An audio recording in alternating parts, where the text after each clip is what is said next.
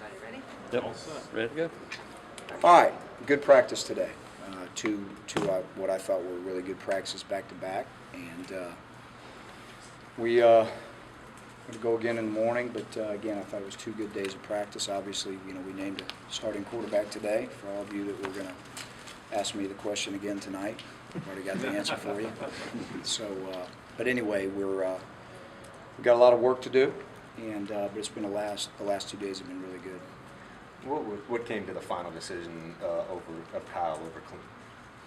Well, it was an evaluation it was a comprehensive evaluation of a lot of things, and again, as I've said before, we're always going to choose the one that we think gives us the best chance to win, and we think Kiehl is that. We're excited about it.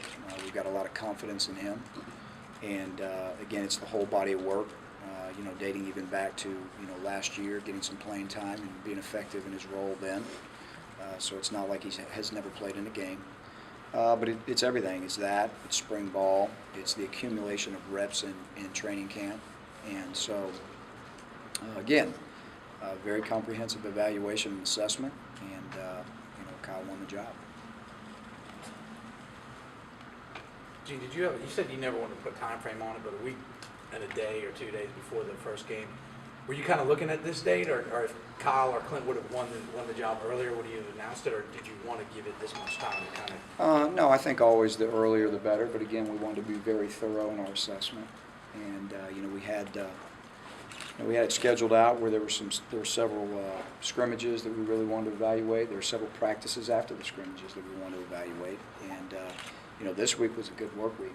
This week was planned out in advance of being a very heavy workload this week, and we felt again that we were going to put the quarterbacks in situations where that it was good to evaluate. It was easy to evaluate. So it's always sooner the better. We know that, but again, we weren't ready to make a decision on it until now. How'd Clint take? Clint was good. Clint was good. It was very businesslike, and it was very matter of fact, and he's very disappointed, obviously, but he handled it well, and Kiehl handled it good, but it was pretty straightforward and pretty businesslike. Was it an even battle? I mean, Clint was battling that shoulder or soreness and what it was.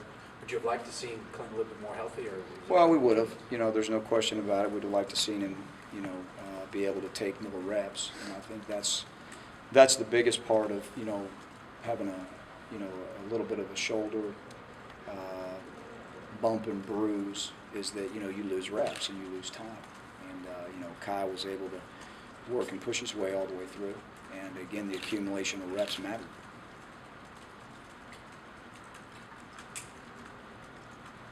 Gene, what's the situation out at backup? I mean, does Clint get that, or Yes. is it still him and Jonathan Wallace? Yes. Okay. Yes. Clint's the clear backup, and again, as we told him, just like he did last year at this time, he's got to be ready to go at any minute. And case in point, the Chick-fil-A Bowl, although it was flipped, you're one play away from being the starter. So our expectation of him is to prepare like that, and he's got to be ready to go. I mean, we were asking him yesterday about his shoulder. He sounded less enthused about it than he had been before. Said he could play if he had to.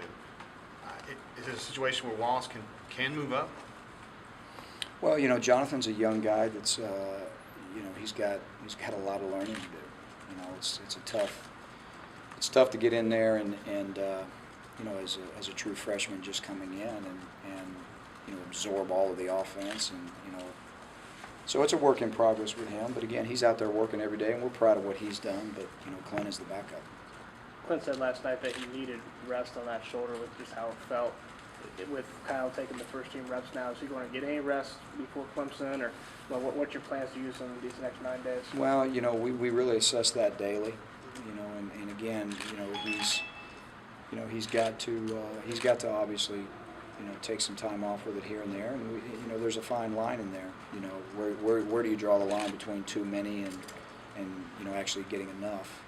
And that's really kind of a daily assessment, depending on how he feels. Any update on Darian and Chizik? No, we're getting closer to knowing a little bit more, but we've got some really, really good ideas, and of exactly where, what their status is, but as soon as I know something concrete, for sure, what I think is for sure, I'll let you know. Talk about what else you guys worked on in practice today. Today was a big situational day, both in special teams and with offense and defense. And we worked on clock management. We worked on different scenarios down and distance-wise. We worked on different scenarios in the kicking game, and it was a good work day. It was a lot of teaching, and you can't get enough scenarios in a game for players, for them to understand, different parts of the game and the importance of different parts of the game with the clock and things of that nature. So it was a good day. Has their mindset changed a little bit? I know when they're banging on each other, but now that they're actually focusing on an opponent, has their mindset changed into game week? I think that I don't think there's any question. Yes, I mean, obviously they know it's right around the corner, and they know what the time limit is here before they play on a Saturday night. But we're still doing a good amount of work against each other, and we need that. We've got to keep sharpening our tools when it comes to again, blocking, tackling, and things of that nature. So we're weaning into it. I think that the separation after tomorrow, give them a day off, and they'll come back Sunday. I think they'll be very laser focused, that this is game week. Coach, can you just talk about the progression Kiehl has made from the moment he first stepped on campus to now being named a starter? Well, last year the progression with Kiehl was to, wean him into the games and eventually be able to get, 12 to 15, sometimes more, in terms of number of snaps.